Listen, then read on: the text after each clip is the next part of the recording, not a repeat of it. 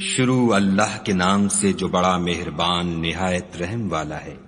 کوہ طور کی قسم اور کتاب کی جو لکھی ہوئی ہے، کشادہ اوراق میں، اور آباد گھر کی، اور اونچی چھت کی، اور ابلتے ہوئے دریا کی، کہ تمہارے پروردگار کا عذاب واقع ہو کر رہے گا اور اس کو کوئی روک نہیں سکے گا۔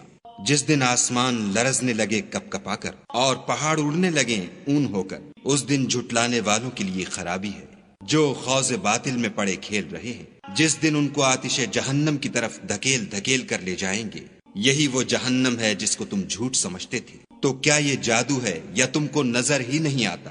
اس میں داخل ہو جاؤ اور صبر کرو یا نہ کرو تمہارے لیے یکساں ہے۔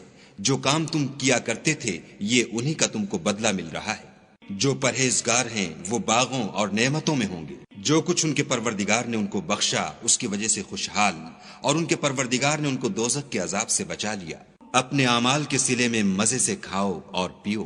تختوں پر جو برابر برابر بچھے ہوئے ہیں، تکیا لگائے ہوئے، اور بڑی بڑی آنکھوں والی حوروں کو ہم ان کا رفیق بنا دیں گے۔ اور جو لوگ ایمان لائے اور ان کی اولاد بھی راہ ایمان میں ان کے پیچھے چلی، ہم ان کی اولاد کو بھی ان کے درجے تک پہنچا دیں گے اور ان کے اعمال میں سے کچھ کم نہ کریں گے۔ ہر شخص اپنے اعمال میں پھنسا ہوا ہے، اور جس طرح کے میوے اور گوشت ان کا جی چاہے گا ہم ان کو عطا کریں گے۔ وہاں وہ ایک دوسرے سے جام شراب جھپٹ لیا کریں گے، جس کے پینے سے نہ ہذیان سرائی ہوگی نہ کوئی گناہ کی بات۔ اور نوجوان خدمتگار جو ایسے ہوں گے جیسے چھپائے ہوئے موتی ان کے آس پاس پھریں گے، اور ایک دوسرے کی طرف رک کر کے آپس میں گفتگو کریں گے۔ کہیں گے کہ اس سے پہلے ہم اپنے گھر میں خدا سے ڈرتے رہتے تھے، تو خدا نے ہم پر احسان فرمایا اور ہمیں لو کے عذاب سے بچا لیا۔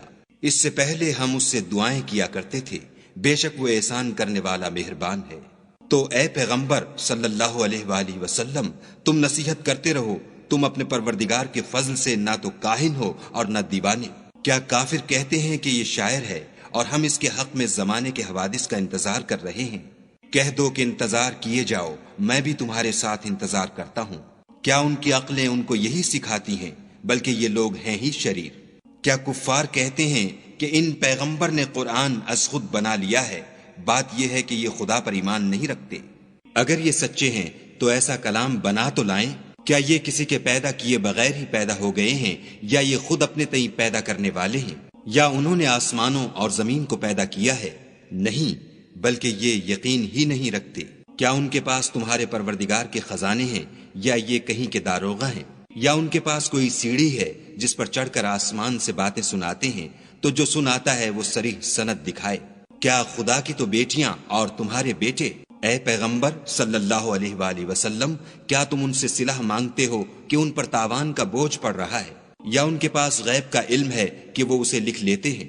کیا یہ کوئی داؤں کرنا چاہتے ہیں تو کافر تو خود داؤں میں آنے والے ہیں۔ کیا خدا کے سوا ان کا کوئی اور معبود ہے؟ خدا ان کے شریک بنانے سے پاک ہے۔